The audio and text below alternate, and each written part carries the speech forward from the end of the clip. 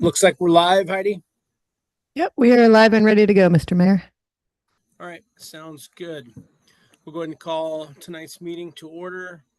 This is a regular meeting of the Seldovia City Council, Monday, March 11th, 2024. Time is 6:04 p.m. And we'll go ahead and do a roll call. Swick. Here. Let's see, Peyton is absent. Keithley. Here. Langbart. Here. Rojas. Here. And Kennedy. Here. Okay, we have 5 out of 6 present tonight with Councilmember Peyton absent. And if one of you will, Heidi or Liz, one of you will lead us off with the Pledge of Allegiance, please. I pledge allegiance to the flag of the United States of America and to the republic for which it stands, one nation, under God, indivisible, with liberty and justice for all.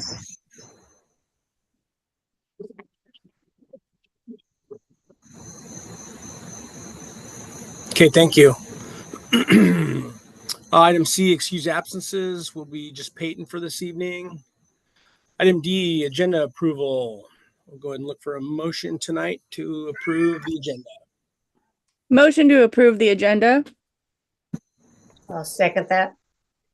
Okay, we have a motion by Councilmember Langbart to approve tonight's agenda with a second by Rojas.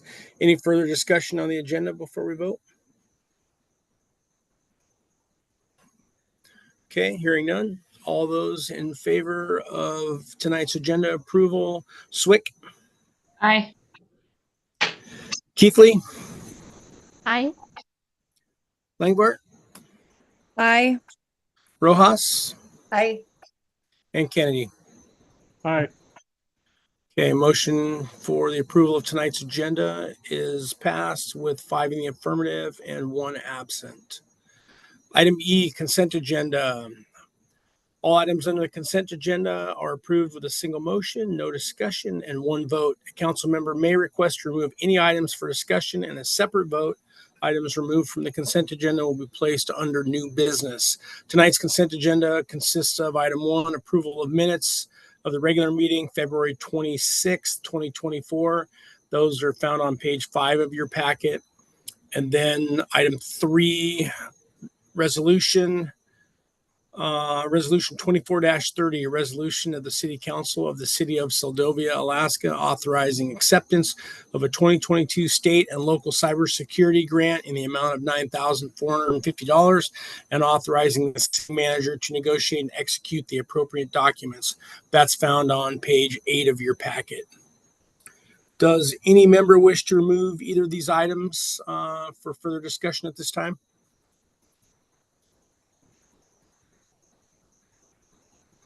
Okay, hearing none. With that, I'll go ahead and look for a motion to approve tonight's consent agenda. I'll make a motion to approve tonight's consent agenda. I second.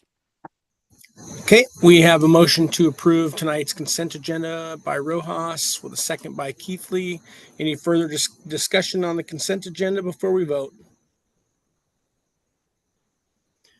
Hearing none, we'll go ahead and vote on the approval of tonight's consent agenda. All those in favor, Swick. Aye. Keithley. Aye. Langbart. Aye. Rojas. Aye. And Kennedy. Aye. Okay, motion for the approval of tonight's consent agenda is passed with 5 in the affirmative and 1 absent. That will take us down to item F, mayoral proclamations. We have none this evening. Item G, public presentation, prior notice. Do we have anyone signed up in advance tonight, Liz? We have some for the upcoming discussion, but not for. Right.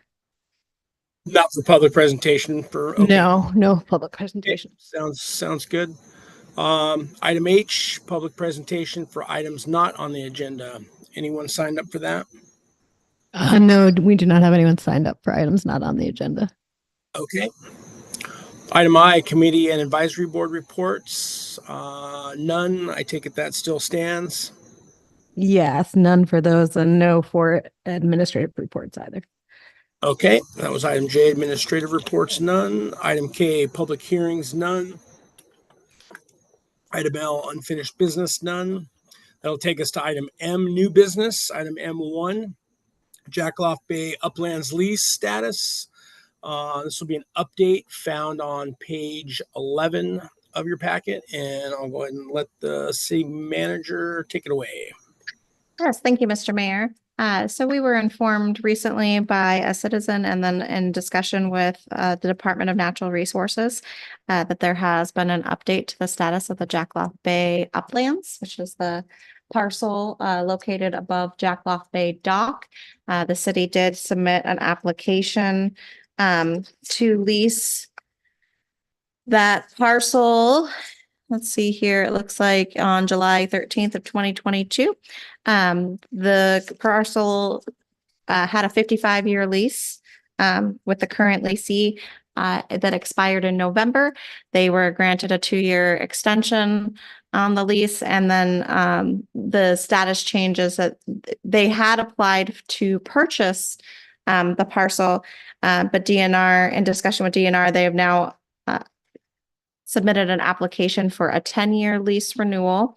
They do have preferential right to that parcel. So that renewal process would potentially be granted without a public comment period. It's just it's a normal renewal. And that'll allow time for the land conveyance department with DNR to go through the process of the sale of the parcel of land. The change with the application that was submitted by the leasee is that they are now requesting a reduced footprint.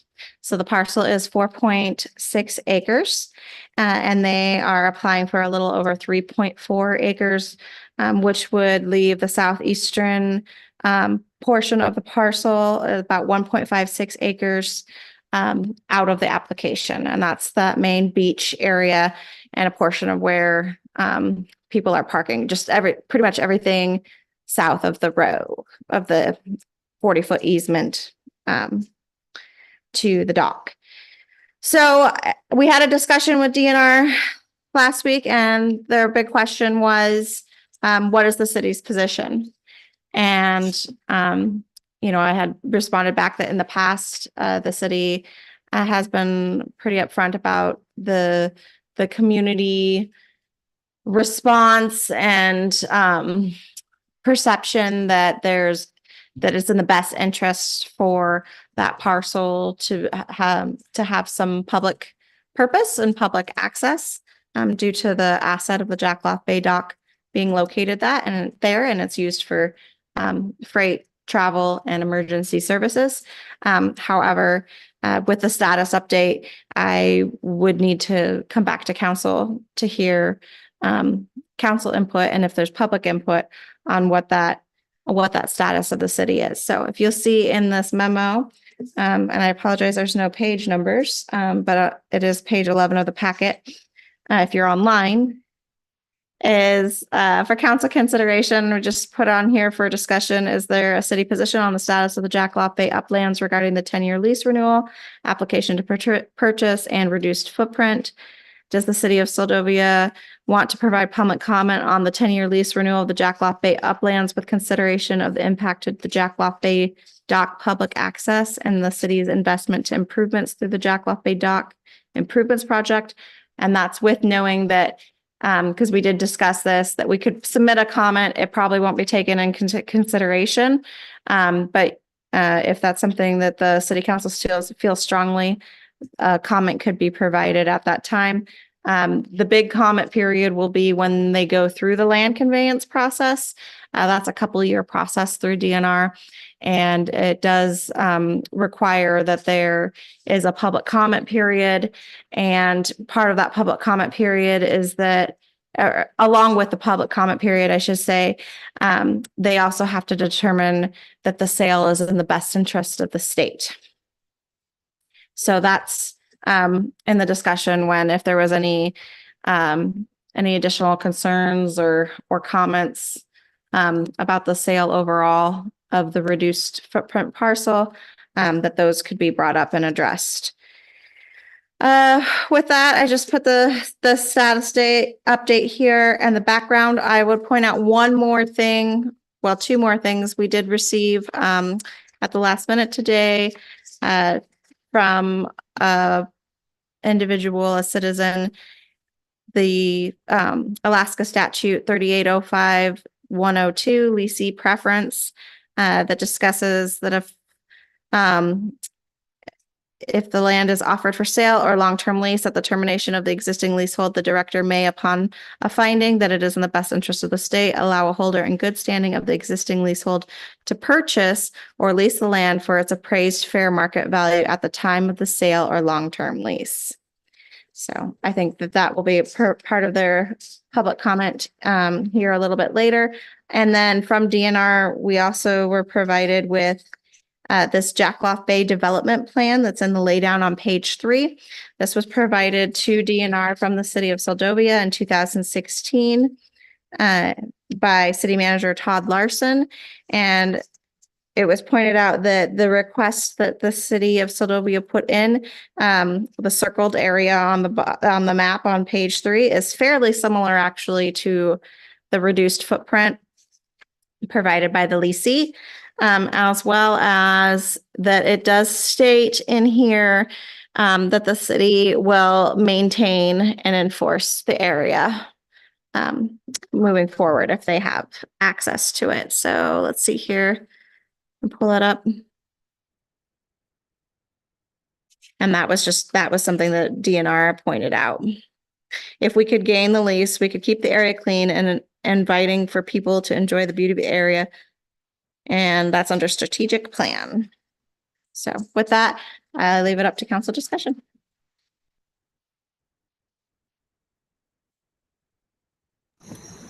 Okay, thank you, Heidi. Yep, appreciate the background on that.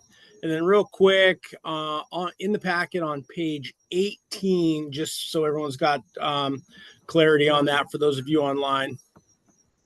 On page 18 is the surveyed or the plat, I guess the proposed plat for the reduced footprint.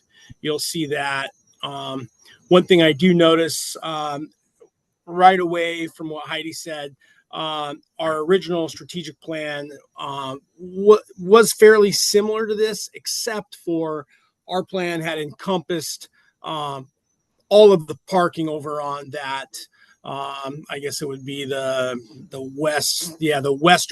western boundary of that 40-foot access easement. So if you picture it right now, no one actually knows. I'm going to assume that the DOT easement coming down into Jackaloff is, fairly close to in place. But if you it's only 40 foot wide. So if you took 20 feet on both sides of the center line, all of those vehicles, or I'm going to say the majority of those vehicles, either all or a portion of them, are outside of this line. So they would not be within the area that they're giving up. They would still be over on the larger acreage, the 2.21 acreage side. So I just wanted to point that out so it's clear to everyone. When you're looking at this, kind of keeping things into perspective. And with that, we'll go ahead and open it up for questions, comments from council. Mr. Mayor, if I may clarify. Yeah, you bet, Vivian. Go ahead. To clarify what you just said. So the picture that we have, the survey, you're saying that lot line on the west side does not go up to where everybody parks their vehicles?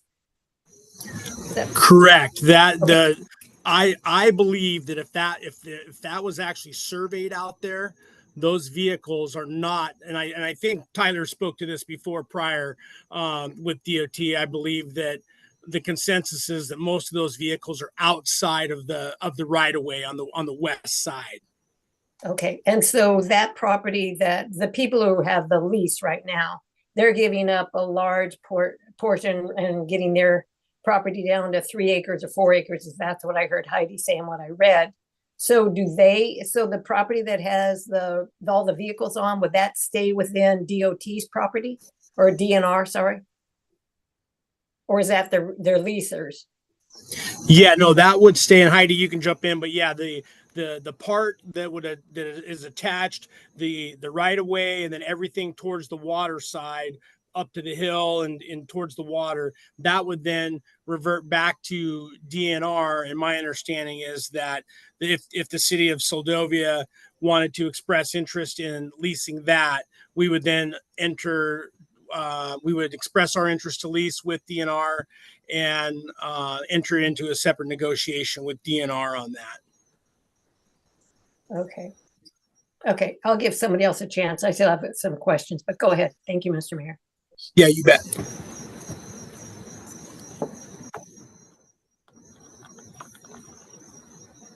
Anyone else? Yeah, I was confused as well. And so the larger portion, Jeremiah, is the 2.21 acres would remain in the leasee's hands. Yep. They want to keep the 2.21 and the 0.83 across the road there on the I got plan Yeah, I got south. you. Yeah. Yep. Okay.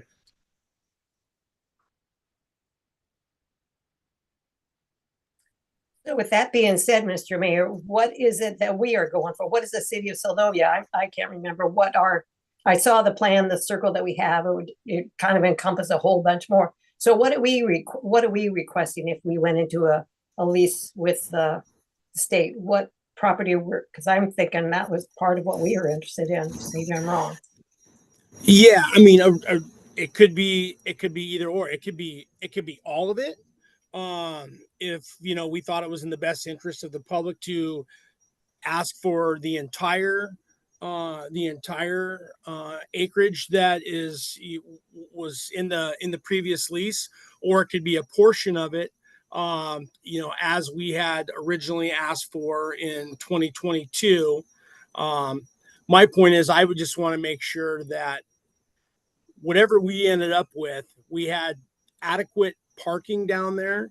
Because if you took everything out of the 40-foot right of way on the west side there, if you didn't have enough space for vehicles to park on that western edge there of the radius, it would get real cramped up if you jammed everybody into that middle section where the burnout motorhome is and everything is now, leaving very little space for trucks and trailers, putting skiffs in and stuff like that to even turn around. I just hate to see that super congested like that right in there without adequate space for everyone. And I think that was right. I agree, Mr. Mayor, because I think that would defeat our purpose. Part of what our purpose was as the city. And again, we need to remember what we're requesting, or when we request, that it means that we are going into maintenance and care for more additional properties. So yeah, this has been an ongoing deal, but yeah. Okay. Thank you, Mr. Mayor. Yeah, I think Vivian, just to follow up on what you said, I think back when we discussed this in 2022, that was kind of the early thought when we knew the dock was basically done, and there was a long-term thought process that if and when we could ever replace the dock, that we would need to get the some sort of upland piece to go with that. So I think it makes sense for sure to do that. What that looks like, that's obviously up to the council and the public, what is deemed in the best interest of the public here. Right. Yes, thank you. Anyone else? Yep. Go ahead. If I could just point out one more thing, I also didn't mention in that memo, the third consideration, which, and that was in discussion, with DNR, that if there was interest from council to look at a different, markup of the portion of leased land, that would have to be in direct negotiation with the leasee. So that was something that DNR suggested, and that's the third consideration is if there is a request, a further request or discussion warranted that the city could open up into with the leasing, with the current leasing. Okay, and the reason they stated that is because there's no what you've been told through DNR is that there's no other process through DNR to change that. Correct. Is that's the way I understand this process is weird to me that there's no the lease renewals that it's not a public process. So Right. So they have the preferential right to lease and they have the preferential right to purchase. So already the reduced footprint is that's a little bit of a compromise or a give, an area that they are no longer pursuing. So if there was a different ask or need, it wouldn't be able to go through DNR, but potentially there could be there will be a public comment period. So potentially the city could provide public comment during the land conveyance process for the sale, just not for the lease. However, you can still draft and provide a comment. It just doesn't mean it'll be taken into consideration. right, and that's what they stated. Yeah, and I think it would definitely. I mean, if we're interested in doing something, I think it would be in our best interest to at least provide comment now, as part of this initial process, and then, continue through the process when the next part of this comes up. So, Jen, I see you have your hand up. Yeah.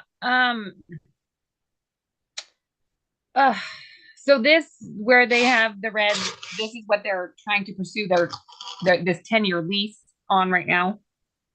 Yep. Okay. And then they're going to try and buy it after that. Is that what down the road looks like? Supposedly? Yeah, basically that's from what my understanding is this gives them time then to get their documentation in order to go ahead and request to have the property reconveyed on a purchase over to them. Right. So now I'm trying to think the 0.83 across the street, is that like hillside? Am I thinking of that right? Yeah, me and Heidi talked about this exact same thing. It's before it gets to the SNA lot, the flat lot that is just past us down there a couple 100 feet. So it wouldn't be like if we went and asked to leave that piece out, that wouldn't really be a parking spot if we're concerned about parking. I mean, unless we develop it into that. Correct? Yeah, it's pretty. You know how steep it is coming off that hill right there. Yeah, so it's not really that steep. feasible. Yeah. Okay. Yeah, and I don't know if it's a matter of more parking. I think it's getting the parking down there where it's convenient, and then being able to manage that, right? So we don't have the disastrous mess that we have going on down there right now. Well, yeah, and I'm trying to see this as a positive that they don't want the whole thing, because I went out on that meeting with Rachel and it wasn't exactly pleasant. I'm kind of surprised that they're not wanting this beach portion of it. Once that stuff is, I mean, it's hard to imagine looking at just this, not knowing exactly where it lies on the beach. There is going to be something there. And if we clean that dump trailer and all that stuff out of there, there will be some space at least. I mean, it's not ideal. And I see that it is easiest just to draw the lines where they did because of that right away. Yeah, you think they just went off the existing survey points there? Yeah, so if we asked for, I mean, what did you to cut that triangle off for some park? I mean, you could get creative, I guess, but that is directly with the leasee. Then that DNR is out of that process. Yeah, okay. Correct. Okay. Yeah, I mean, I don't really know. It's all, yeah. It could be worse. Just yeah, just from layman's terms though, thinking about our current use, right? You drive down there and you see the amount of vehicles that are on the left side as you're driving down, right? We would want to make sure that none of those, we would want to retain that, in my opinion. We would want to retain that, just knowing how many vehicles are there in the summertime, especially. We would want to retain that and make sure that none of those would then fall on, if it ended up where uh, the the Shadies ended up with the other half of that, the 2.21 or whatever, it would be reduced by that if we needed more, if it's another 20 or 30 feet out past those boundary lines to make sure. We would want to make sure that none of those vehicles ended up on their property, and then we would want to make sure that we could control everything within our rights if we ended up with that piece down there, adjacent to the dock there. If I may interject, thoughts on my mind. Mr. Mayor, you kind of started to address it as I was looking at John just pulled up like a Google survey map so that I could easily see what I'm looking at here in the pencil drawing. And I think what's going to be in our best interest is trying to make sure that however the parcel lines go, that we can easily distinguish what is the city's boundary and what is the Shady's boundary for both parties' interests, so that we can make sure that obviously we're not going to be like, if the garbage is on the other side of the line, we're not going to pick it up, but so that the public can easily distinguish what is private and what is public property, so that we can respect that better, I think, as well. And that's where, when you're talking about where that red line is, and if there's currently cars parked on their side, it's, can we make it so that the line makes sense to where the parking would be? Or if we can't, making sure that we have a plan that we can easily make that distinguishable. I think that's going to be the most important thing when I'm looking at where these lines might lay.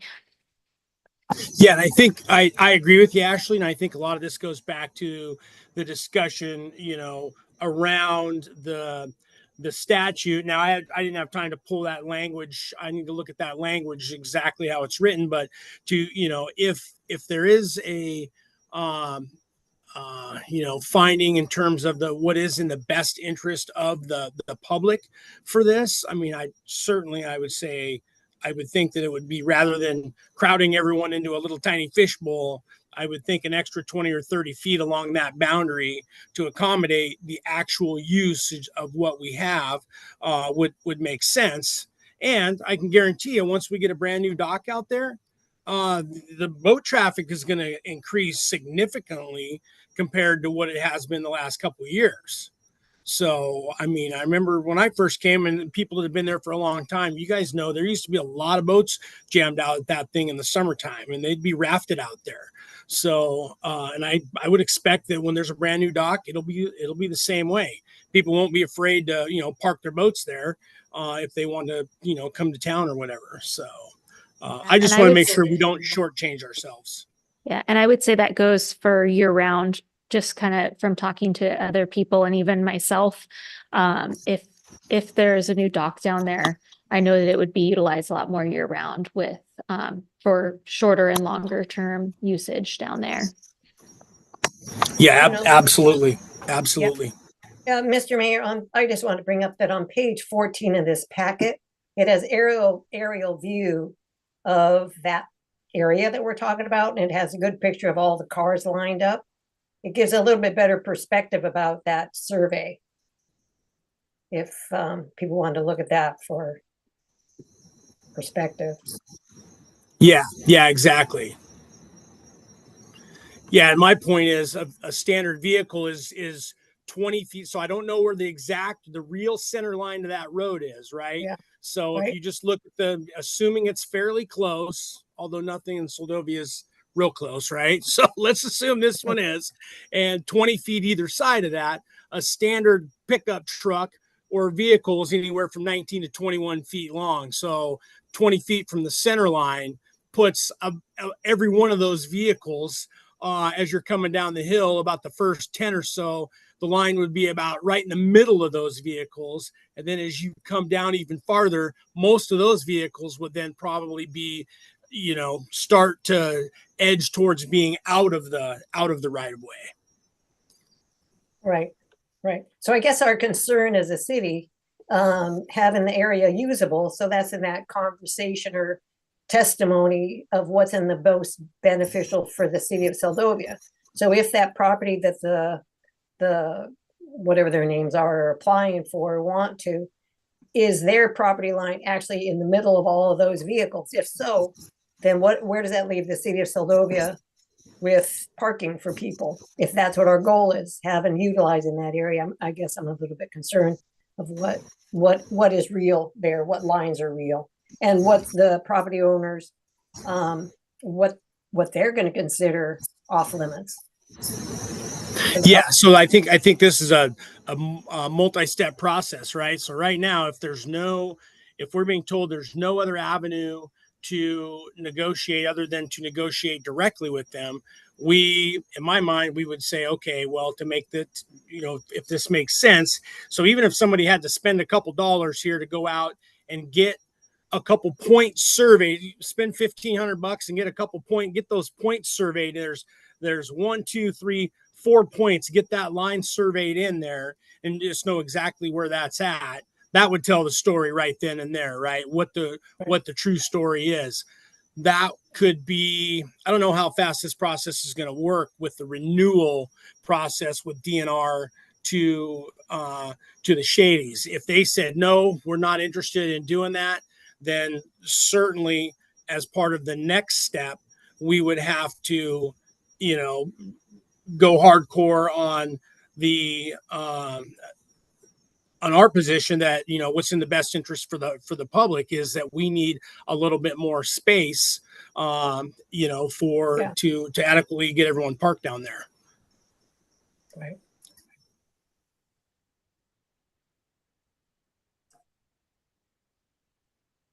Any other thoughts from anyone? Comments? Mayor Campbell, Yeah, go ahead, John. I'm pretty much in agreement with you on that. I think we would need, my pickup's 21 feet when we load it on the ferry. So I'm thinking you need 30 feet on that west side of the road, all the way around that easement.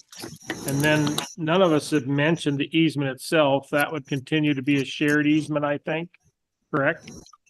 Yeah, that's a DOT. Yeah, that's a DOT access easement. Now, there's probably since that's DOT, there's probably a whole nother process for that, right? Yeah.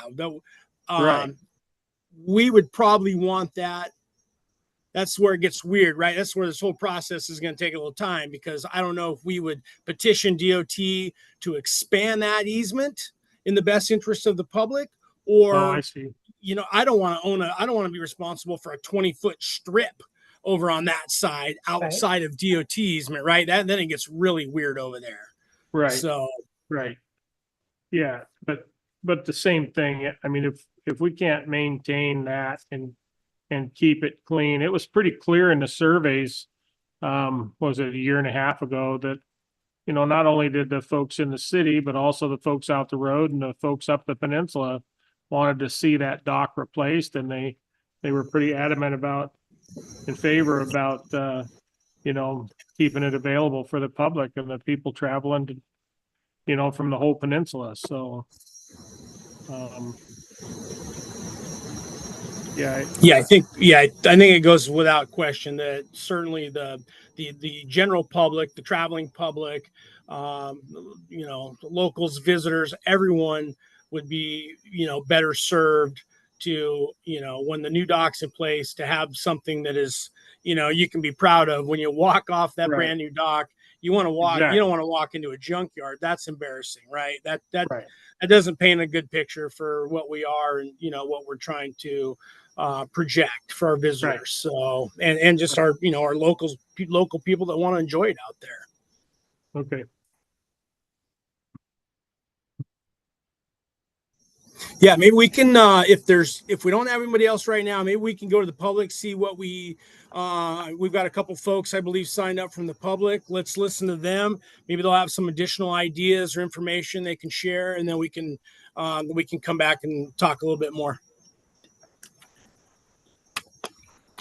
Okay, Mr. Mayor, we have Bob Shavelson and Buck Brown signed up to speak. Okay. Whichever one you've got first there is fine. Okay, we'll go with Bob first. Okay.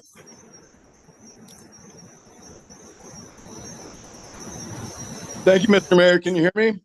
Yeah, Bob, got you loud and clear there. Thank you. Thank you, members of the council. My name's Bob Shavelson. I'm here tonight as a private citizen. I've been a resident of Homer for the past 30 years. Previously, I worked in the nonprofit sector doing environmental work. I'll also mention that I'm currently running water taxis for Macos, and I'm also a member of the Port and Harbor Commission in Homer. But again, I'm testifying tonight as a private resident with a long-term interest in this property. I've used this dock both commercially and in my private capacity for many, many years. I think it's an unpolished gem, and I think it's really a tragedy what's been allowed to happen there. And I see so much potential here. And my recommendation to the council is going to be to write to DNR, the commissioner and the director of mining, land and water, and to try to sort out what's going on, because from my perspective, I see things kind of getting railroaded. I see things being pushed into a preferential right of purchase, which I don't believe exists without a lot more analysis. And, you know, we can start with the Constitution. The Constitution in the natural resource section talks about maximum use consistent with the public interest. Those are the magic words, public interest. DNR's mission talks about their work has to be consistent with the public interest. And so if you go down to that statute that I had forwarded previously, Alaska Statutes 3805-102, that's the lease preference purchase section. And a couple things I want to highlight there in that section. It talks about how the director may act. And I want to point that out. It doesn't say shall, it says may. So it's discretionary. So DNR has the discretion to do this. They don't have to, their hands aren't tied. So that's the first thing I want to point out. The next thing I think is really important is that they can only do this if they make a finding. A finding is a written finding that this transfer has to be in the public interest. It has to be in the best interest of the state. So that's a common requirement. Again, it ties all the way back up to the Alaska Constitution. But you can't take public lands and convey them to a private entity unless it's in the best interest of the state. I don't believe this, and my views are probably more expansive than the people on the council. I don't believe any of this parcel should be in private hands. But that's my personal opinion. But I believe that these are such valuable in public for everyone to enjoy.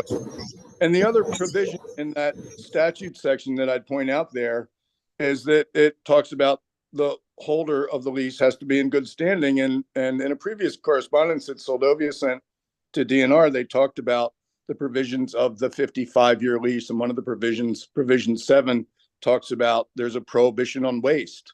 Well, there's been no improvements on the property. It's been allowed to become a dumping ground. And I understand the lessee probably had problems keeping people off of there, but I don't see any signage there. I don't see any efforts to mark things off or to try to prohibit some of the behavior that we see there. So there's a number of things in 3805-102 that I think are the foundation of a good letter to the commissioner and to the director that would give the city of Seldovia, I feel like, a better negotiating posture. Right now, I feel like Seldovia is on their heels and you're getting proposals from DNR that I don't believe are completely accurate. You know, looking at those maps and saying, well, you know, the private lessee is going to have a preference to 3/4 of the property and you can get 1/4 of it. And it's this tiny parcel to the south and east of the right of way.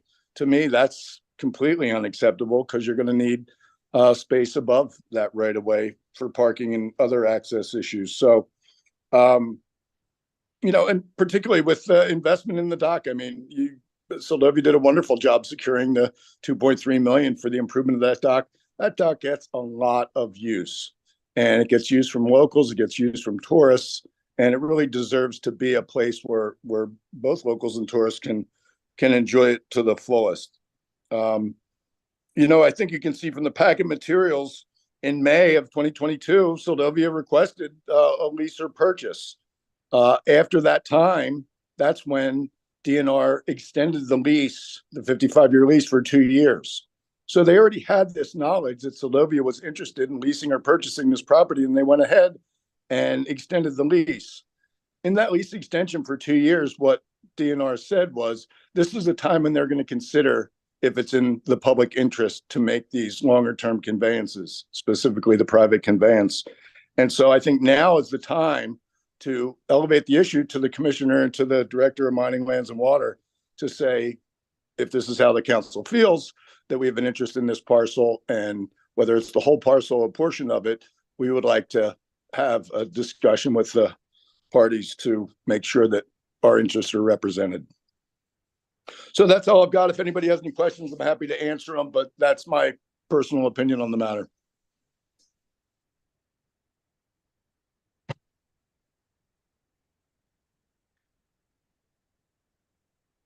Mr. Mayor, you're on mute.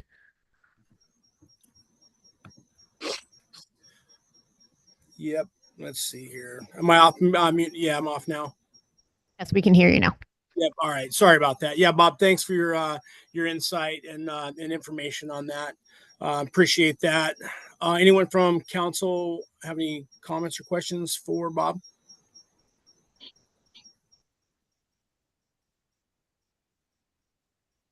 All right. Well, I think you raised a number of good points. And that's, I just, again, myself, I haven't had a good opportunity to look into the language of that, but yeah, when you start talking about, the Director May Act, I know, Alaska law is can be, some of it can be discretionary. There's a lot of mays and shalls in the language, and we need to make sure we're looking at that. And this process, it seems a little squirrely to me. I thought the state would have a lot more clearer process on than this, and a lot more open and transparent. So, but yeah, we're obviously finding out that's not the case here. So, all right. Well, if there's no other questions or comments for Bob, I appreciate that, and we'll go on to. Looks like we have Buck Brown signed up as well to comment on this tonight. Mr. Mayor, do you hear me? Yep, we got you loud and clear, Buck. Good. Well, number one is I agree with everything Mr. Chevelson just said. He cut my notes in half here, basically, because we were thinking along the same lines. This company is KLM, and they got the preferential right to renew. I think the city could have contested that. I think the public could have contested that. So that being said, I do have one question. Has the city contacted KLM about any kind of deal? Heidi, I'll let you answer that one. Through the mayor, we have not. Okay. Or do you have any intention on doing that? Through the mayor, that is one of the questions for council consideration is, does the council want to reach out to the leasee to see if there's any further negotiation that could be had? I see. Okay. So what I would suggest for the city would be to pass a resolution stating that the current leaseholders have, and probably in better wording than I'm giving, but have not been good stewards of the state land. And I have a hard time believing that DNR doesn't see that. They came down here, they saw the junk pile out there, but they voted to or allowed to pass a renewal. And that to me is like, well, where are they coming from? I guess they just don't care about this, and they probably want it out of their hands, and they don't want to deal with the junk out there. That's the only assumption I can make on why they won't have a firmer hand in this dealing with KLM. I just don't get that part of it. So I would suggest that the city pass a resolution, in good wording that states that this is for the public. We're building a new dock out there. We want to get rid of this junk. What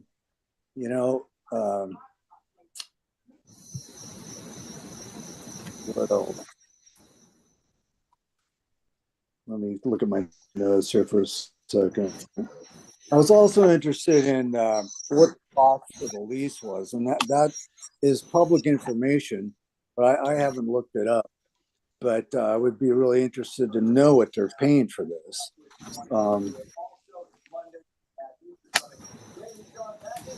Yeah, I it seems think like that was a KLM matter. I think we had that before. Go ahead. I think it was like $1,200 a year or something, Heidi. Was that correct? For the city's Tidelands lease, yes. For 1,200 a year. their, yeah. Oh, for there, and according there. to their lease from 55 years ago, is 325 a year. I do not know what the current rental rate is, or the lease rate is, as of 2024. But I know when it started, it was 325 a year. 325. Correct. 55 years ago. Right. Well, it seems like KLM is blaming others for the condition of the property. And if they sell the property to KLM, it'll probably stay status quo. I don't see them. They haven't done anything in all the years they've had it. I don't see them improving, the property out there at all. So, I guess that's about all I had to say on that, really. I just hope that the city could be a little bit more hard line, maybe, on the resolution, and especially about the preferential or right to know clause. They could have done something there. And if they do agree to sell the property to KLM, then we really got to get on the ball there with the public comments and the city comments, and possibly a resolution for that too. Okay, so I guess that's all I got.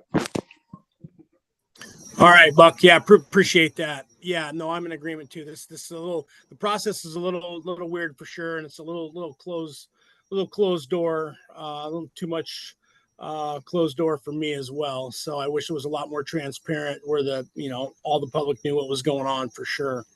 So, any questions or comments for Buck from anyone on council? Mr. Mayor, if I may. Yeah, go ahead, Vivian. Yeah, thanks, Buck, for your testimony. And Mr. Schaefer said, who I think he's off. Yeah, this has been an ongoing issue. And I believe the city, back some years ago, we had sent a resolution with trying to get the eyes open on DNR about what a junkyard it was becoming. And we have all been amazed how DNR is, as our mayor said, not been very transparent, or we haven't felt it at all. So this situation's been going on, but the public needs to raise up about it. And the city, as we're having this discussion, figuring out where do we go from here? What do we need? And there should be, I'm not sure why we're being forced to negotiate with the leasee instead of with DNR. And so that's something we've been working on for quite some time, but I appreciate your thoughts, Buck. Thank you, Mr. Mayor. Yeah, thank you, Vivian. Mr. Mayor, if I may. Yep, go ahead. I would like to point out that from hearing the comments, that was great. Thank you. There is a finding listed in a field inspection report that was provided to the city of Seldovia in the regular packet. I have the paper packet, so I'm not sure what page it is. In front of me, 13 of the online packet. So perfect. Thank you. So on page 13, it does talk about the condition of the area. And I would point out, in a discussion of DNR, it was disclosed to me that the finding and the field inspection report, the position from DNR is that the responsibility of the condition of the land, the way it is out there, is the responsibility of all parties involved. And you can see under the identified issue, KML's lease has become an abandoned vehicle dumping ground and parking area for the public, utilizing the Jackalope Bay Dock, which is operated by the city of Seldovia under ADL 232203. That is our Tidelands lease, which only went into effect as of 2020. However, it does note that there's abandoned motorhome on site for 20 plus years. So there, I just wanted to point that out because that was mentioned, that there was that there needed to be a finding, and that from DNR, all parties are responsible. Under recommendations on the following page, it also does state facilitate coordination between all parties involved to establish a path forward. So if council wants, perhaps we can use this and go back to DNR. That was a great suggestion from Mr. Shavelson about just having that discussion of how we can move forward in discussion with all parties involved on the process of what's happening with this land. So that I know that DNR has said that they don't feel like they can negotiate any further for the city, but it is in writing that they will coordinate between all parties. So potentially that could be used as leverage. Yeah, Heidi, I just want to I got one comment on that. So on this finding, I understand the finding, but I don't see any language where a finding would be in the best interests of the public for this. I mean, this is a findings basically. Yeah, there's all kinds of findings. Again, I'd have to go back, with the language that Mr. Shavelson cited. If it's a finding, for the best interest of the public, then this definitely is not that. This definitely finds that it's a mess, and there's a multitude of issues for sure. What I don't understand also when we're talking about this inspection, if you go up to the first page of the field inspection report, it says passed/failed, and then it says passed. I mean, I look at that and I'm like, what does that even mean? I mean, what does that mean? That the land is like still there? Is that the criteria for it to have passed, or what is the criteria for that? I don't understand that. I don't know if if it's written somewhere. Maybe it is written somewhere. All this way deep in in statute or administrative code somewhere, what that means. But I really based on the comments here, I'm having a hard time understanding what actually passed. So those are just a couple comments. The report is definitely not good. Jen, do you attended that? I mean, do you have we don't have to go into a super long diatribe, but you said obviously, and I remember a little bit that meeting was not a real great meeting, and it was fairly contentious. Any comments or anything that stuck out from DNR when you were out there? No, I just remember that they were not very nice. I mean, not DNR, the leases, they were obviously trying to defend themselves and how the place has gotten to be how it is. I mean, I don't obviously remember 50 years ago how it all started, but they have a very different view of how things came to be than everybody else does. But there was also a lot of question of where the right of way physically runs. There is a picture of them at the dock, the 20 feet on the either side. So obviously the dock is in the middle, but from there where it goes, I'm not entirely sure. Like you said, the roads are usually not where they're supposed to be. And that could pose an issue. And then I feel like I remember asking, if that was all we had, not that anyone needs to park in that 40 feet, but I don't think you can. Tyler was there. Technically, we cannot park in that right away. I don't think. Okay, so that's one piece we need to get clarification from DOT. Yeah. Is there physical parking allowed in that easement? Yeah, Yes or no? I don't think there was from what I remember. Okay, and if that's the case, then we're gonna need more, right? I mean, we're gonna need a little bit more area then to make that all work. Yeah, I mean, most of it's just brush right back there, right? And it could even be a little bit of fill to slide those cars back an extra, 10 to 15 feet to get everybody legal, if you were gonna do something like this. Yeah. So, okay, so that's going to be one question. DOT parking. All right. Any other questions? Buck, hey, before you go, appreciate your comments tonight. Yeah, I think we hear you guys loud and clear, both of you, and I think there's a number of us that share those same sentiments here. So we'll try to move this process forward here and keep everyone involved here, moving forward.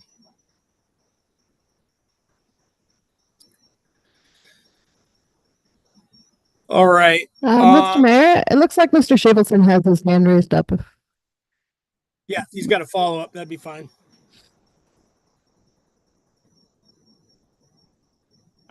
Thank you, Mr. Mayor. Thank you, members of the council. I won't take too much time.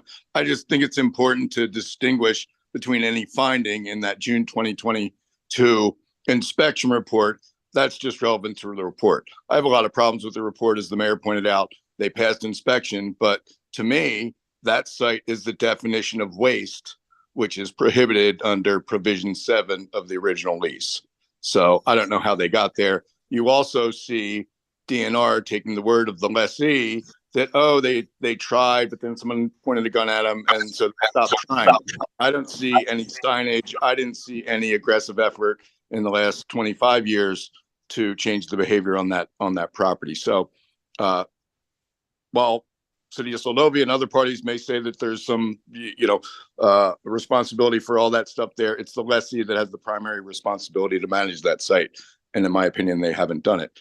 And the important thing is to distinguish the best interest finding, where they have to find that any transfer is in the public interest and the best interest of all the residents of the state, including Seldovians and tourists and everyone. So just to distinguish between the field inspection and the larger best interest finding that's required under the statute.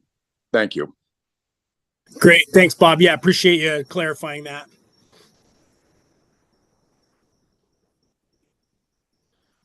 All right, we'll bring it back to council.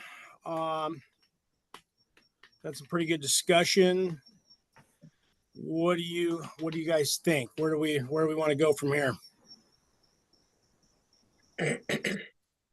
If I may, Mr. Mayor, I think after hearing all the clarifications and people's thoughts and being able to look at everything a little deeper, I don't like all of the unknowns of it. And especially I keep looking in what Bob gave us, where it says, upon finding that it is in the best interest of the state, who decides that? What is that criteria?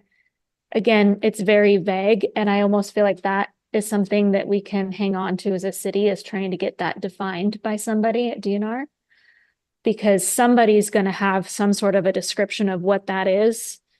And if we can show that we fit that molds, and all parties can be given the opportunity to show or say what that is, why is it in the best interest of the state? I think that's important, because as I'm reading, it's almost like a mystery game of trying to figure out how do you take that next step forward, because it is really easy to feel like we're stuck. And then another line that looking in this report that stuck out to me that brings up a question. It says coordinated efforts between DNR, DOT, and PF and KLM to clean up the site have been attempted in the past with no success. What were those efforts? Why was there no success? Because I know we as a city are ready to start to look at that, and there's already been cleanup done, as we've tried to in the past few years with Ms. Vance get in there and get some items cleaned up. So a lot of pieces just make me ask questions. And that might be a good starting point for us, is to ask some more questions. Yeah, thank you. Thank you, Ashley. Hey, before I forget here, we haven't even brought this up here.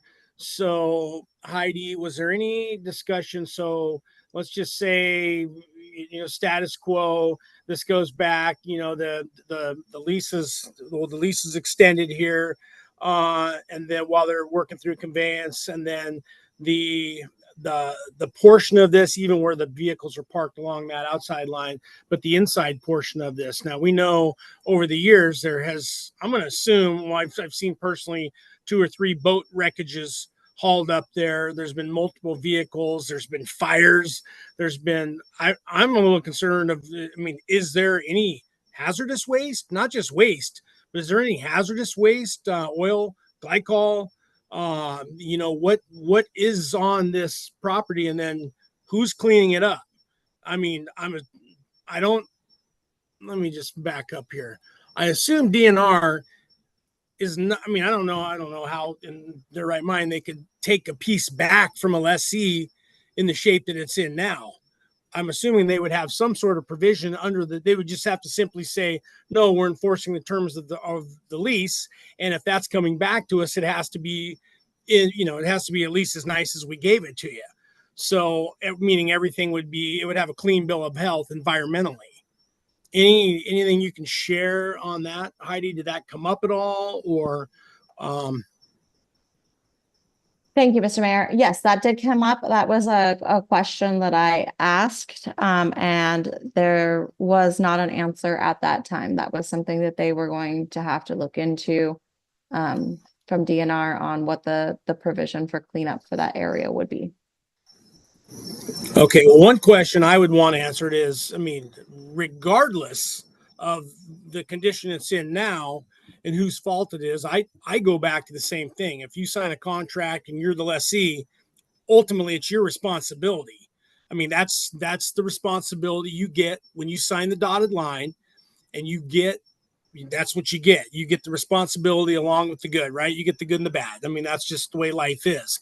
So I would want to know, is DNR going to take that piece of property as is back from a private person, or are they going to insist on a clean bill of health, or are they going to have issue that for lease with a clean bill of health environmentally?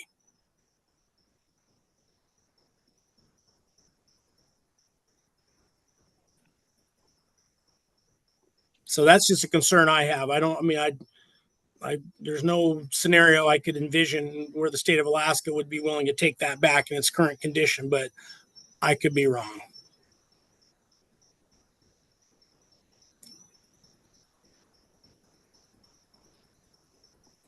Okay, what else? Who else has got something here? Mr. Mayor, if I may. Yeah, go ahead, Vivian.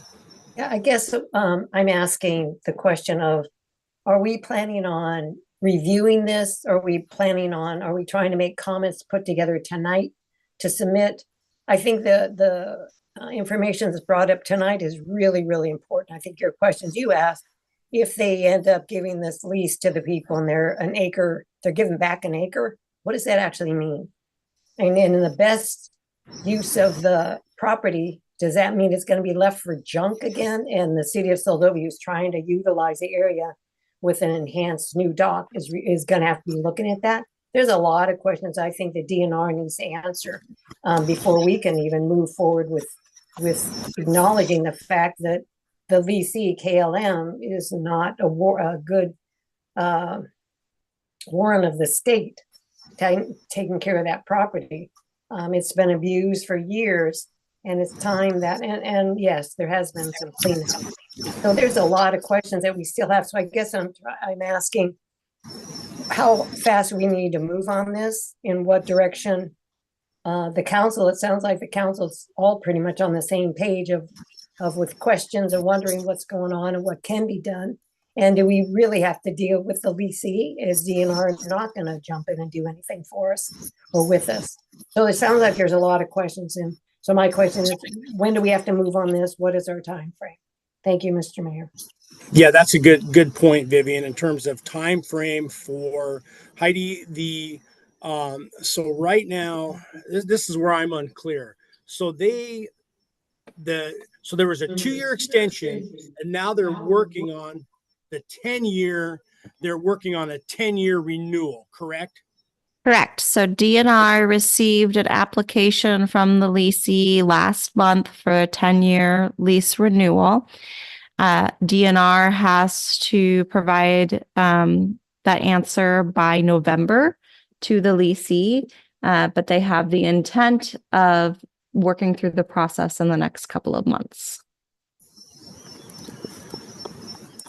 Okay, so with that, I would say it's incumbent of us to get a letter out based on the conversation tonight. I think there's a number of questions of, what, yeah.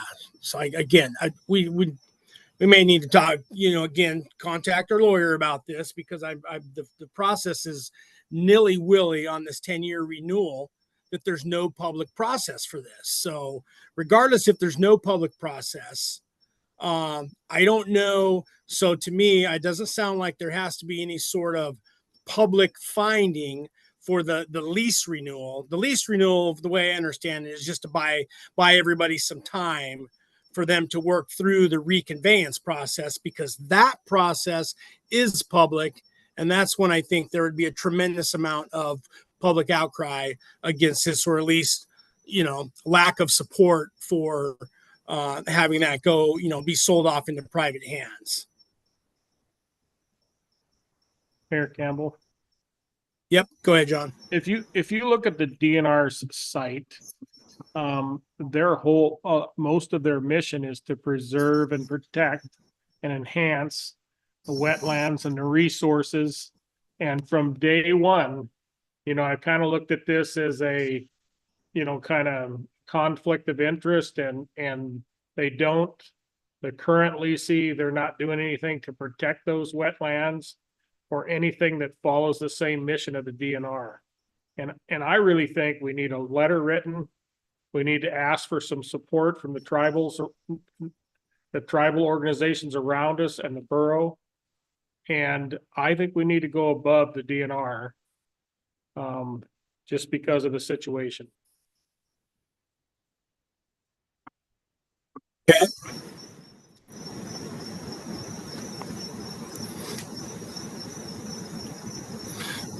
Yeah, so I got to think through this on process, how exactly that's going to work. I mean, this is going to be a multi-step process here. So I think regardless of that, I get that, but I think the DNR is going to do what the DNR is going to do here in the next couple of months, given that there's no public transparent process for this. So I think we need to get a letter out expressing our concerns. Yes, we are still interested, as we had said 2 years ago. We're interested in the whole piece, or significantly more than we have now, whatever, however you want to phrase that. And then we need to address the issues of the cleanup, the condition, all of that at the very least. Mr. Mayor, if I may. Yep, go ahead, Meg. I'm just piggybacking off the majority of what everyone else has said, that it's an important issue enough to where the letter is important to be written, but also we don't want this to be an issue this coming summer. So I do think it's a high priority for the public to have a say or have some kind of influence, given the fact that we don't want it to just stand as is. I think the public could also, like Bob and Buck said, they might have some good sway in giving out their opinions as well. Okay.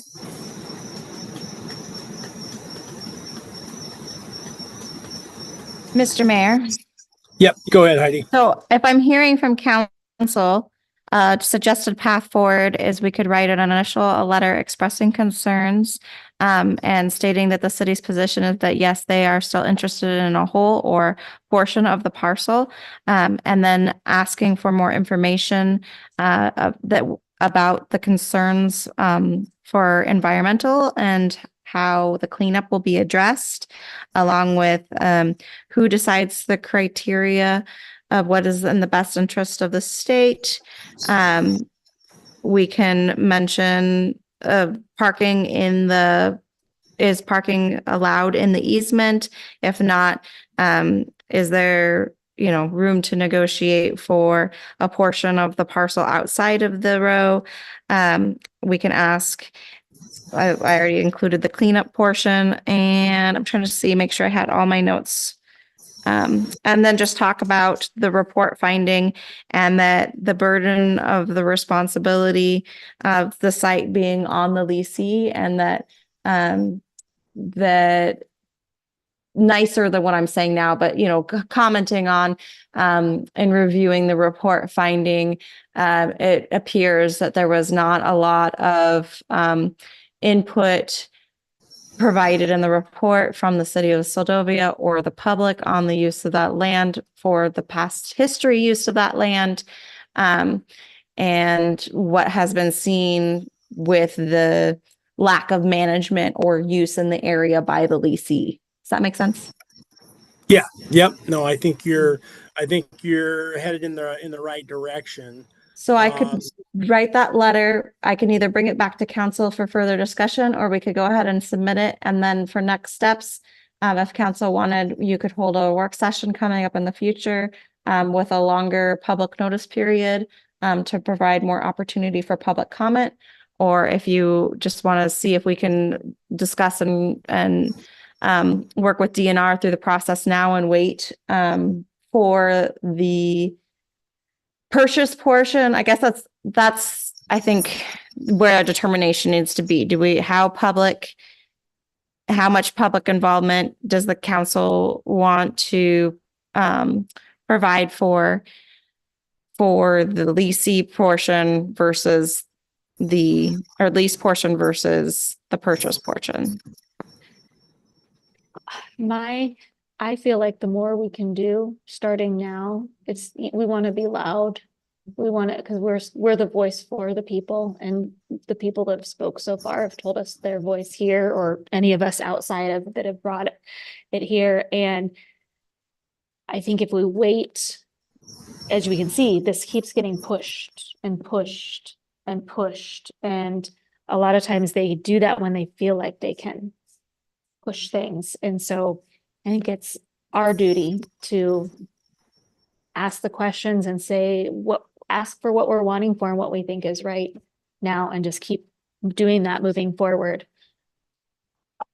So what if we write the letter and then we hold another council meeting with a public hearing portion or new business portion for the letter, and provide a larger public notice portion saying that this letter is going to be discussed? Are there public comments that people would like to provide at the meeting or submit at the meeting that could be included with this letter to DNR, or letters of support? We could reach out and ask about those as well. Yeah, I think we're onto something here. I think that makes a lot of sense. It's open, it's transparent, and then I think as part of that too, I think Buck had a very good suggestion. I think at the end of all that, when we have that an additional chunk of public testimony, then we encapsulate that all in a resolution. And that can come after the fact, but we do that as well too, and then send that along as part of the that going forward, that is in the best interest, we feel, to address this during the reconveyance piece of this.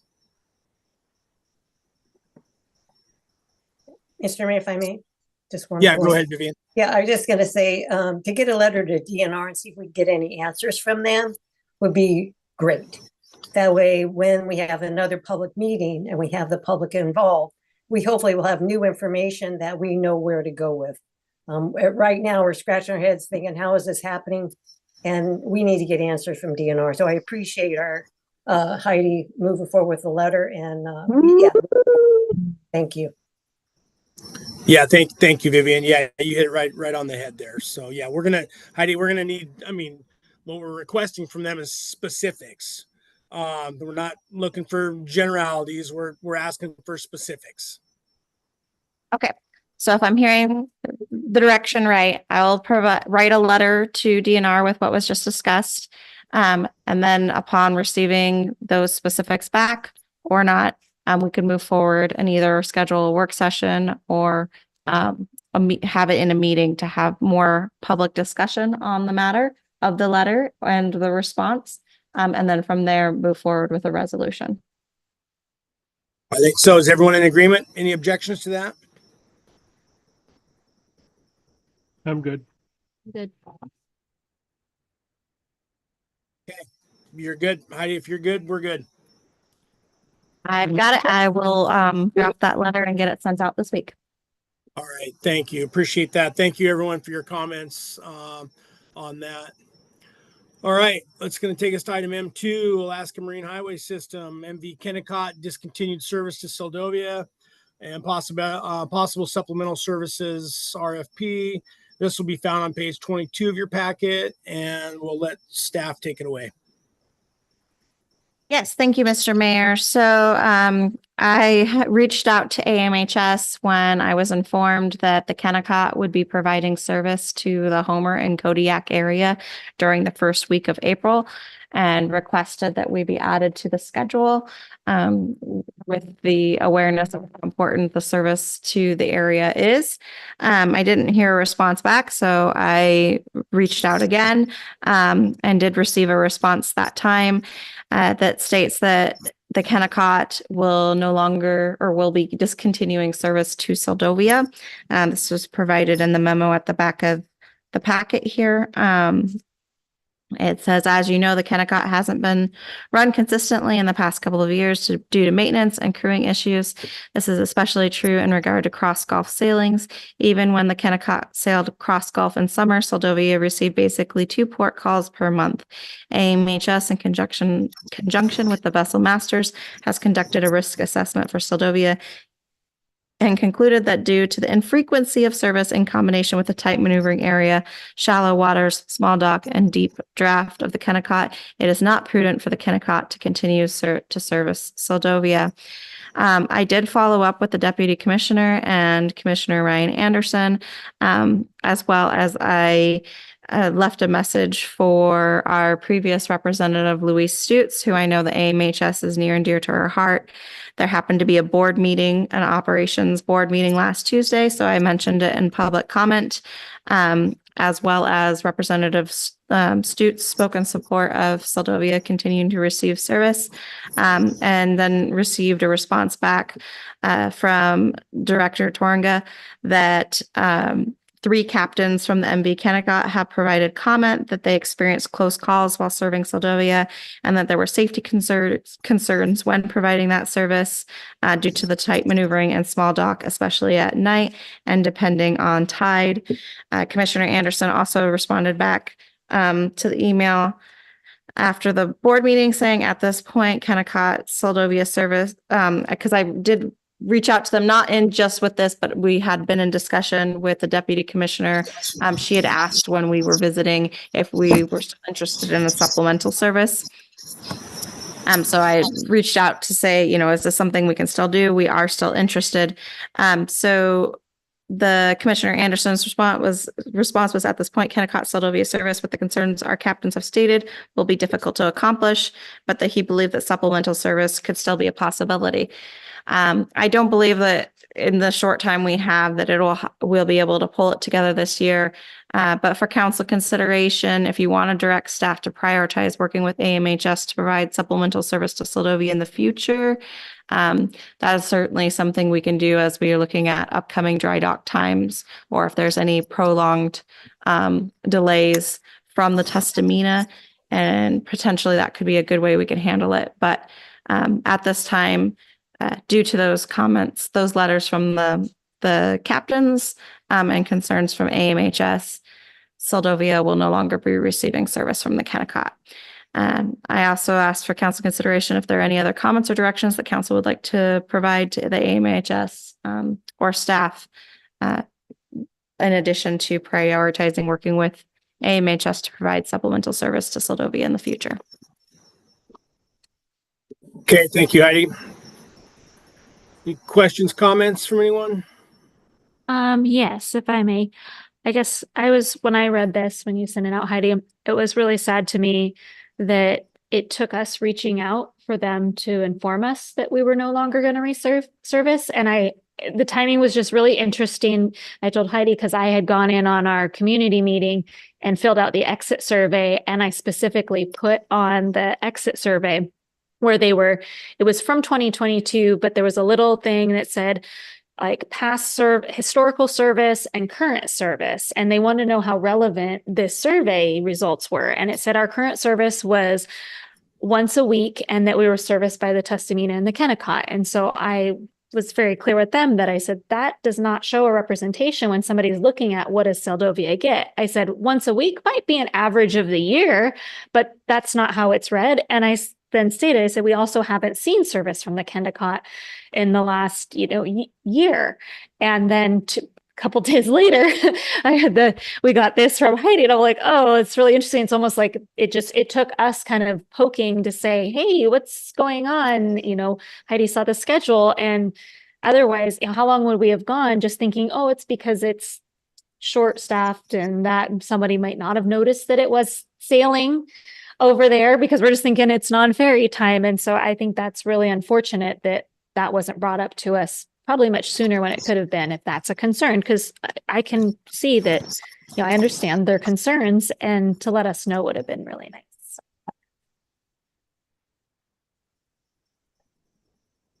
Thank you, Ashley. Well, me personally, I'm not buying it. The timing's way too coincidental, and nothing's changed in the last 20 or 30 years at that dock. So other than, there's probably one or two of the captains have been there, pretty close to that length of time. But yeah, I'm not buying it. I think they're looking for any excuse to cut it out the service, and that's exactly what they're doing. So I get it. They're, their captains are skilled, and there's challenges to, a number of the ports that they go into. There's probably just as many ports that are not as friendly as getting into, as Seldovia. So, but I think, especially when they can, quote or cite the vessel masters. They're going to defer to that every time and use that as an excuse to, cancel service in this case. So, my other comment on this is I don't understand why the supplemental service is so difficult. I just don't understand why it has to be on us. I guess, if you don't say anything, you're not going to get nothing. But supplemental, yes, I would absolutely like the staff to work with the MHS to provide supplemental services, even if it's once a month during the times when we know we're not going to have anything. The Polar Bear or the Halinka B, there's a couple other ones. The large landing craft, you just make a phone call like everybody else and you say, hey, I want to pay you 15 or 16,000 bucks a day to make a trip from Homer to Seldovia and back. It's not complicated. So I don't understand what the rigmarole is on this. I'm sure they can do whatever contract they need to do. I'm sure these guys all have the insurance in place to do that. It just, maybe there's a lot more to it, but I don't know. It just doesn't seem that complicated to me whenever we go to lease a boat in my business, and you just pick the phone up and you agree to pay their rate and you tell them what we need to hire them to do to move goods and services and vehicles from point A to point B. And that's what they do all day, every day. That's their only job with those boats. That's exactly what they do. So they do it and everyone's happy. So it doesn't seem complicated, but apparently it is. Mr. Mayor, if I may. Yep. Go ahead, Vivian. Yeah, I'm really disappointed with the Alaska Marine Highway on this one. As I wrote to our city manager, my question was, if there's an issue with the Kennecott, as the masters have come up with, the captains, then our new ship that they're building for us, is that going to be an issue? I mean, really, this new ship they're going to build for Seldovia is being made for Seldovia and for ocean ports and ocean going. So if they're using, and I will say the word excuse, using an excuse not to come into Seldovia, I find it shameful. So I guess because their captain wrote letters saying they were not comfortable with coming into Seldovia, it's a dead issue. But I find it a shameful situation with Alaska Marine Highway deflecting the issue of giving Seldovia the port of call. And again, if that's their argument, what's the deal with the new boat? Is it going to be smaller than it kind of got? Is that being taken into consideration? I don't think so. I think they're building the ship and go through the ocean. Anyhow, that's my 2 cents. Thank you, Mr. Mayor. Yeah, thank you, Vivian. Any other questions, comments from anyone else?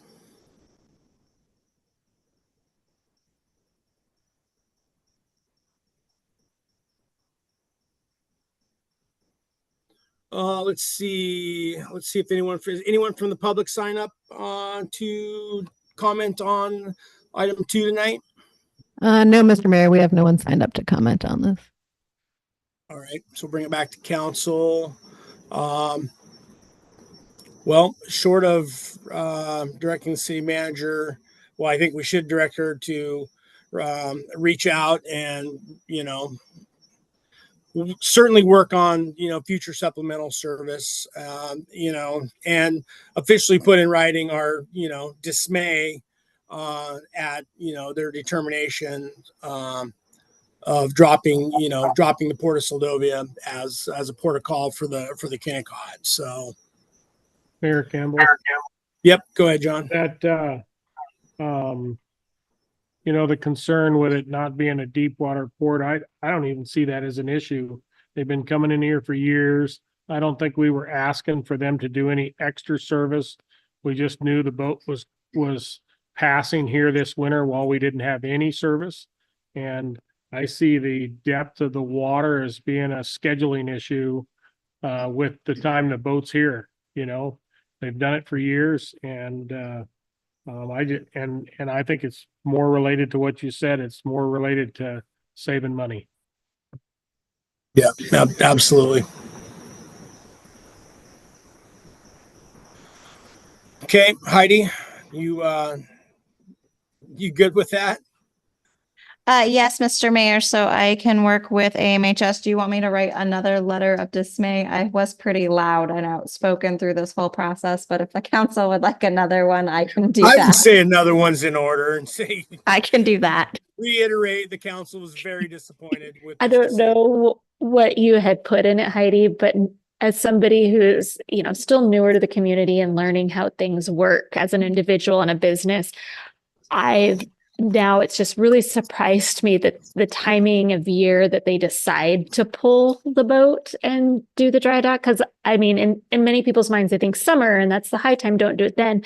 But those couple months right before the summer starts, that's the time that construction is happening, that all the businesses are needing to get their supplies and everything for the entire year in these seasonal ports. And so just if you're needing things to put in that might be a little bit different, I know that's how it really hinders those of us in the community at not having service at this time. And the fact I got excited, I was like, oh, we might actually have a boat to get across, because it's like Jeremiah said, I've used the Halinka and it's like $12,000 for a half day.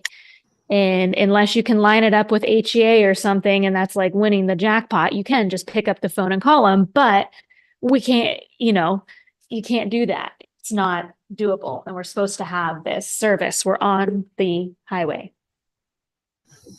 My point on that, follow up to Ashley's comment, that is a fraction of the costs that it costs the state of Alaska to run the Kennecott or the Tustamina from Homer to Seldovia and back. In other words, it's a good deal for the state.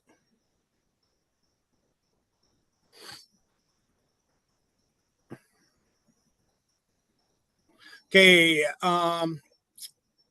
anyone else? Are you good with that, Heidi? Can do. Thank you, Mr. Mayor. All right. Thanks, Ashley, for those comments. All right, let's run on to item N, city manager's report. This should be in your laydown. Thank you, Mr. Mayor. Just a couple big items following up on septic lift station. Just wanting to keep you guys up to date as we move forward with this urgent issue. Operator Cameron was able to manufacture a temporary pump for the lift station, and it was installed last Wednesday. As of Friday morning, it was at a really low expected level. I haven't heard, I was away Friday when our representative from Water Distribution Solutions was on site. So I haven't heard back from him on his findings yet, but I'm hoping to follow up with him this week. The goal was for him to be able to climb down into the lift station and do an inspection of the pumps and the equipment in that area. So I'm hoping that that was able to go through as planned. And he'll be providing us a cost estimate for a more permanent long-term solution here in short order.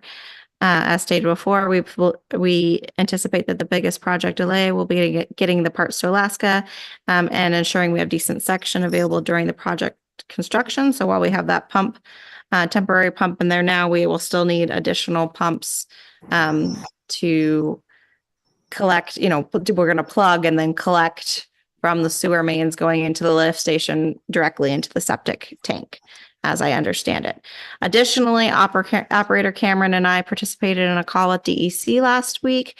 They, if you remember, had a remote maintenance worker, our remote maintenance worker, Tanner Code, came down to assist Operator Cameron in the height of this issue while it was unfolding. And Tanner did provide a verbal report. He's working on a written report, but he did provide a verbal report to DEC. And DEC reached out. They are aware of the urgency of this project. And they recommended that the city of Seldovia apply for to change the scope of our state revolving fund projects. So right now we have 2 state revolving fund projects in queue. One is for the Seldovia Slough Improvements Project, the $495,000 portion of the project that was not going to be covered by VSW. And the other was an additional project for replacement of lift station pumps. And that was for a total of $48,125. The DEC's recommendation is that we asked to change the scope of those projects into one project, and that would be just a simple Seldovia sewer improvements project, which would give us access to $543,125 with a guaranteed loan forgiveness rate as of what we have currently listed through their program, and that's a 100% forgiveness for the $495,000 and a 70% forgiveness for the $48,125, which the difference being $14,437 that the city of Seldovia would be responsible for.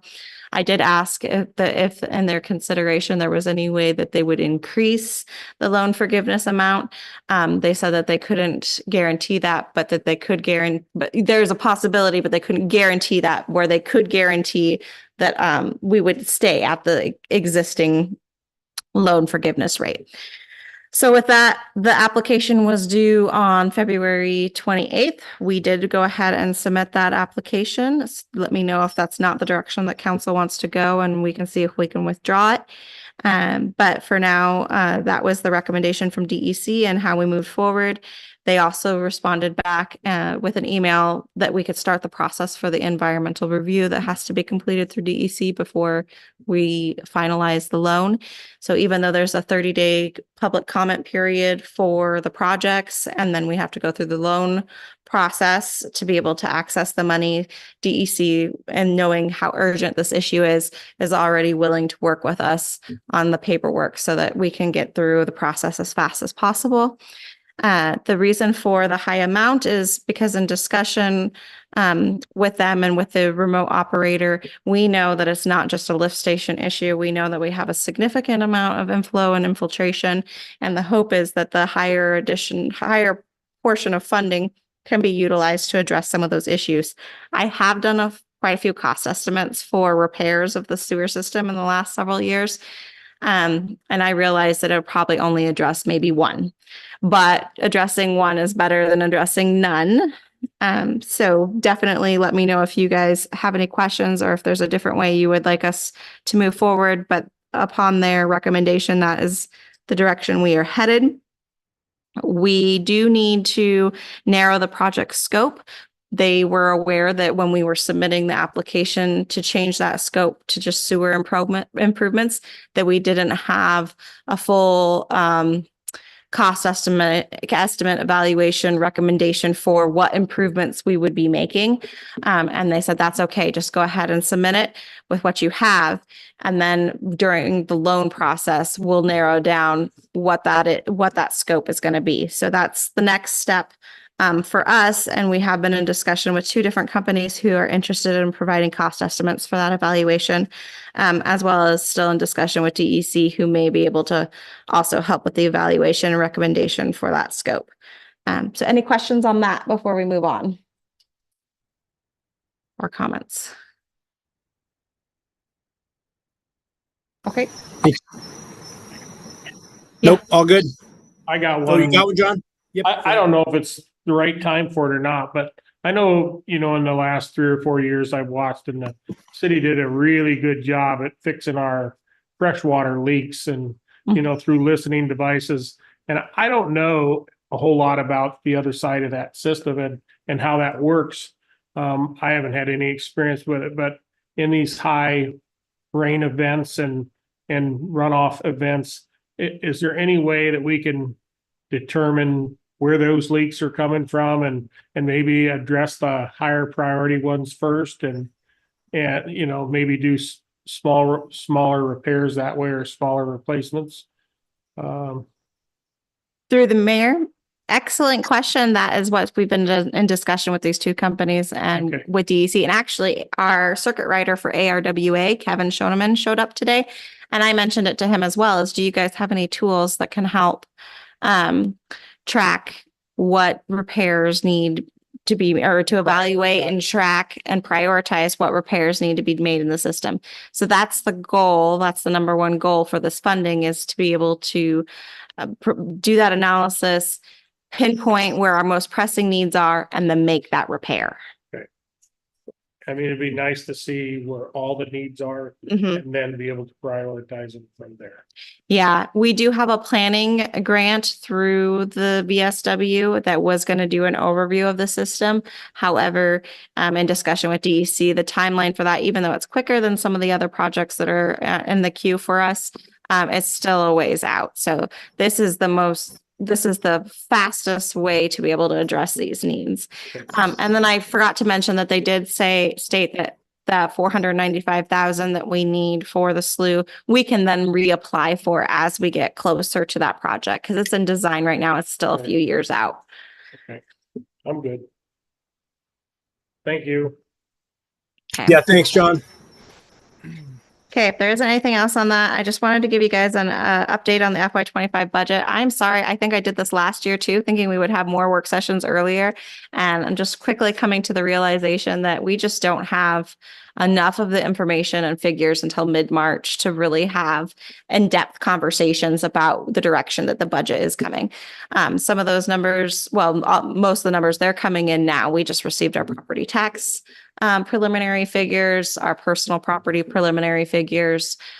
We have a estimate from AMLJIA, which is always on the high end, 10% again this year. So we'll wait and see if we get that a little bit further nailed down.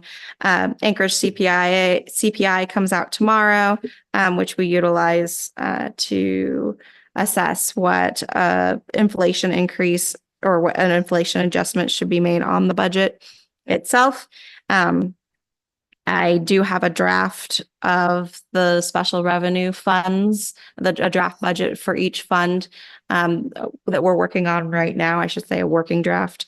And they're looking, we've made some recommended changes for allocations based on the revenues received by funds. So fund size, utilizing those, general fund being like 54%, harbor and water are, I can't remember off the top of my head, in the 20 some percent, and then the funds get smaller. So utilizing that kind of an allocation for our audit and our software, some of the bigger purchases that go across the funds, instead of just splitting it evenly per fund, which was what we were doing previously for the audit. And that does make a significant difference for some of those smaller funds. Of course, it puts the burden back on the general fund. And I don't need to get into the specifics of it all because you're going to hear it again here in the future. But we are working on formulating that draft and really nailing down some of those recommendations so that they can be presented to the council in the near future. I will say initially with this draft and with those changes, DOC and BHO are sustainable. Harbor remains in the black and is making progress. However, water and sewer, the allocation didn't change much. It was pretty much right on par where it should be. Sewer changed a little bit, but they're still struggling. Their revenues are barely meeting their expenses. So that'll be a discussion coming up on how we deal with that moving forward. So upcoming work sessions will focus on those scenarios for water and sewer funds, impacts to the general fund with those recommendations, because it'll eat a little bit more portion of the pie since it's a bigger fund, along with I had that in there, along with other general fund impacts, including changes to the DOC fund, business incentives and support, capital projects for public works department and harbor fund, and overall budget and fee schedule recommendations.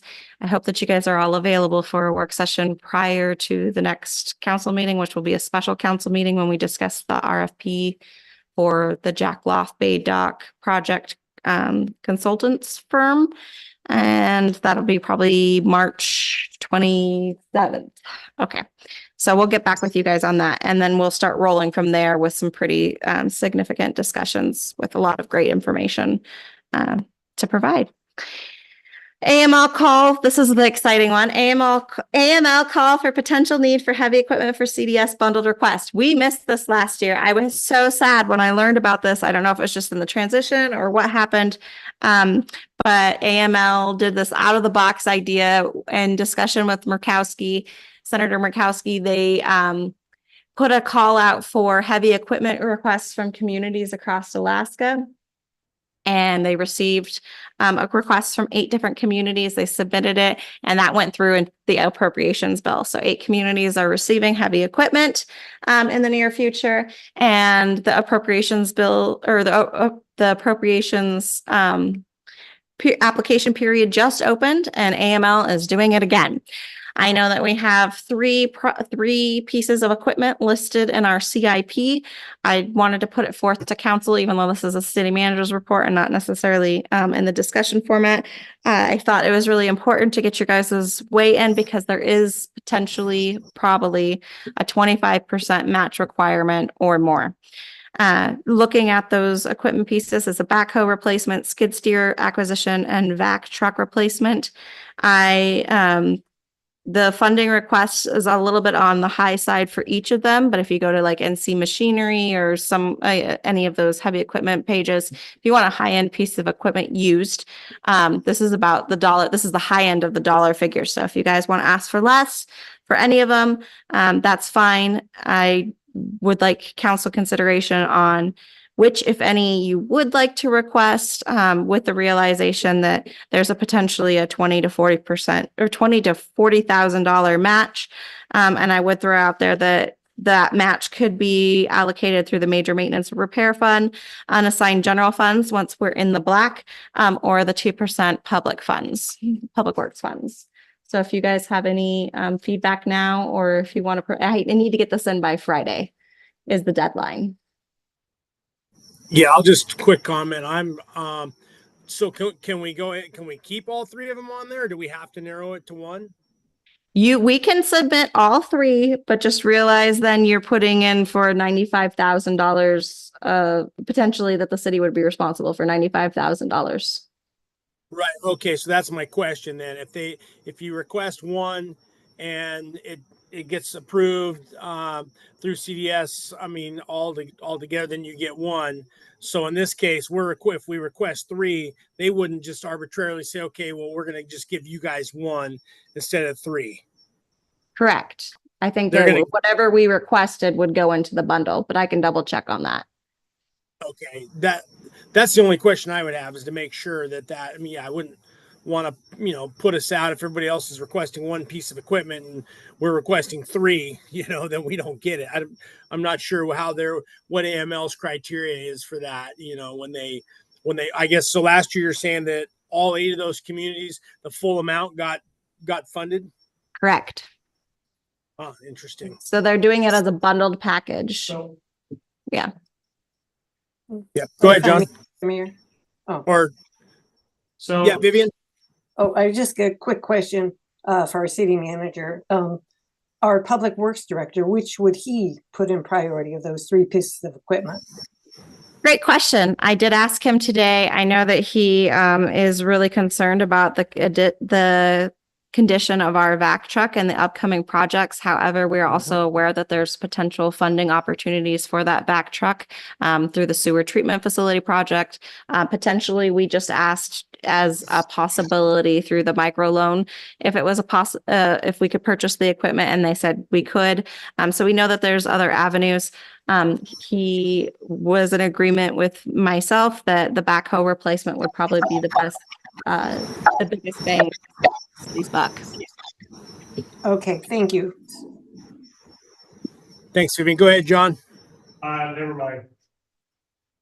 Okay.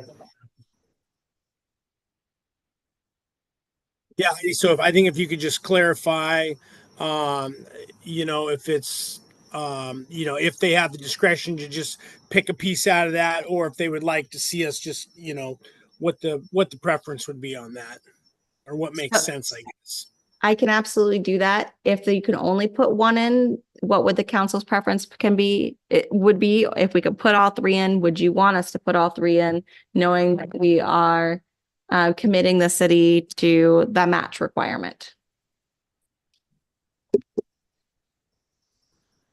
Well, yeah, yep, go ahead, Vivian. Oh, I was just going to say the commitment of the match reading the requirements, I think it's a little bit too much for the city, in my estimation. And I think as far as which one for priority, I guess I would go with the expertise of our public works director. And that would be the backhoe replacement, it sounds like. Yeah, I would agree with Vivian on that one, on the backhoe. Anyone else? Any thoughts, comments on that?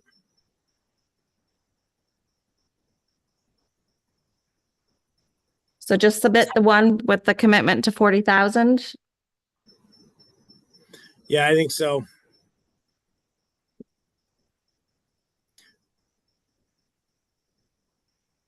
Okay. If there isn't anything else on that, or if you do guys have any questions, just reach out and give me a call or email, but I will get that submitted. I know it's short notice. They just sent out the email this morning and they want it by Friday. So it's a short period to get the request in, which is probably why we missed it last year. Well, at least we won't miss it this year. We won't.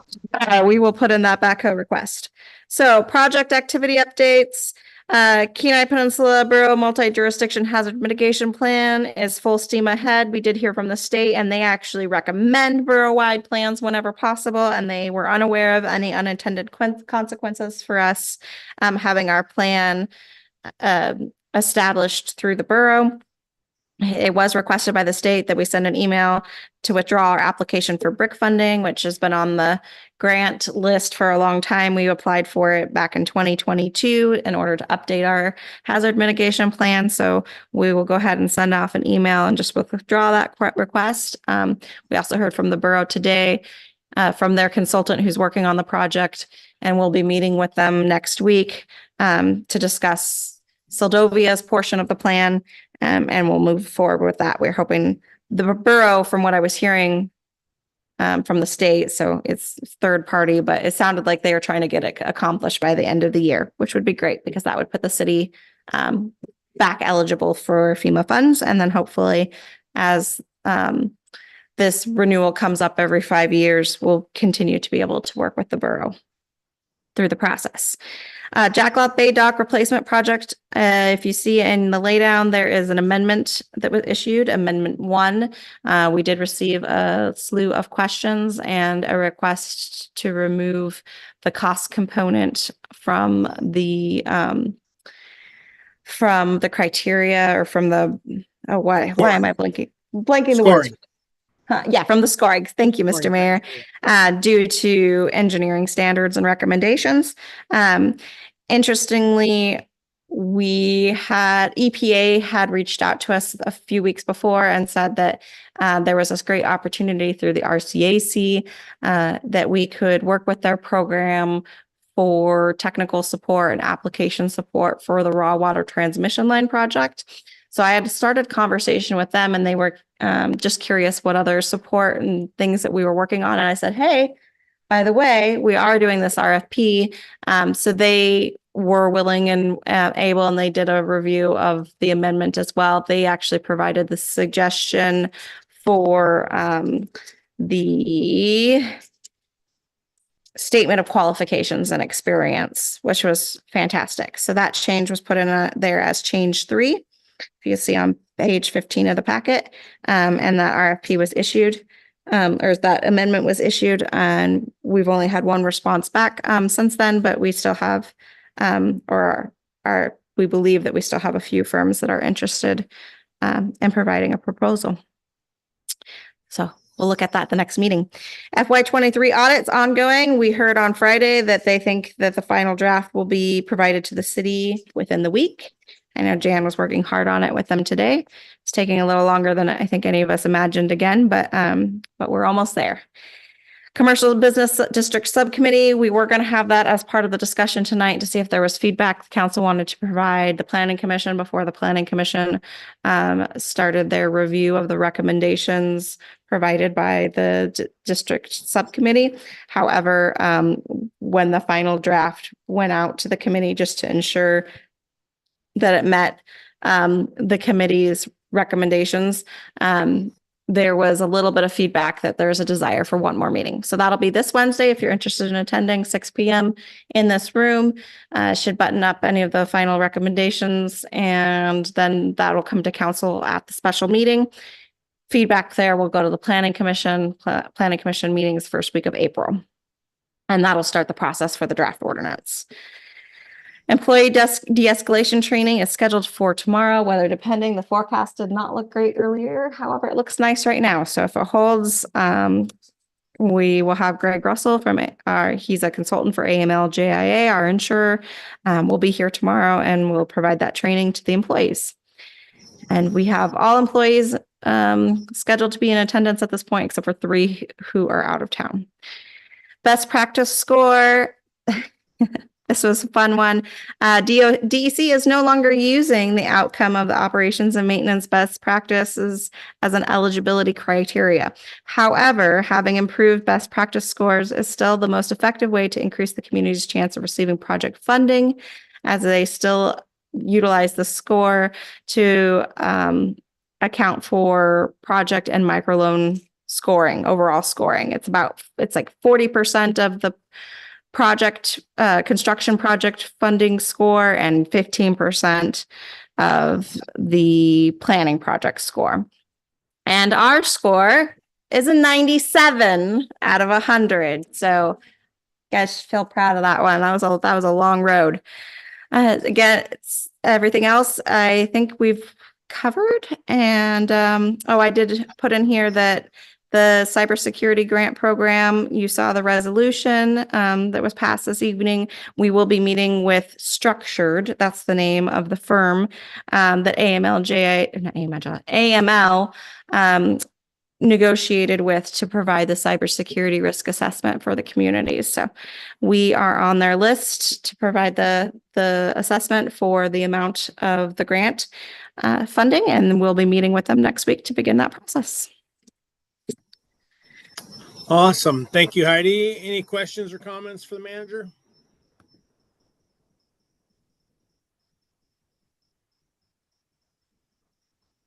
Okay.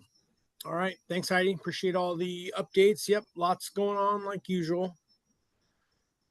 Let's see here. That was item N. Item O, informational items not requiring action, none. Item P, executive session, none.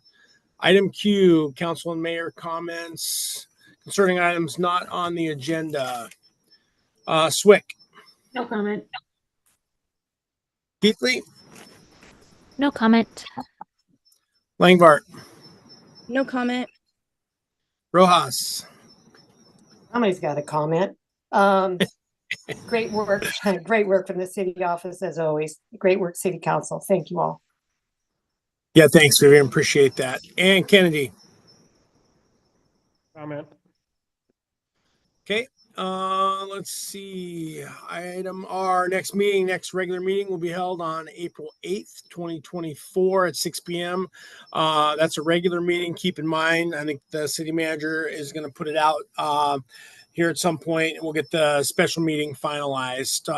We think that's on the 27th, Heidi. That's where it looks right now. So if you guys have a conflict on schedule, please let us know. Okay, yeah, if everyone can start looking at their calendars and give Heidi any feedback, or Liz, that if you can't make that, to make sure we've got a quorum for that meeting. And then I'll look for a motion to adjourn. I make Motion a adjourn. Okay, we have a second. Second. Okay, we have a motion to adjourn. With a second? Any objection? Hearing none, we are adjourned. Thank you, everyone. Good night, everyone. Okay, have a good night. You too.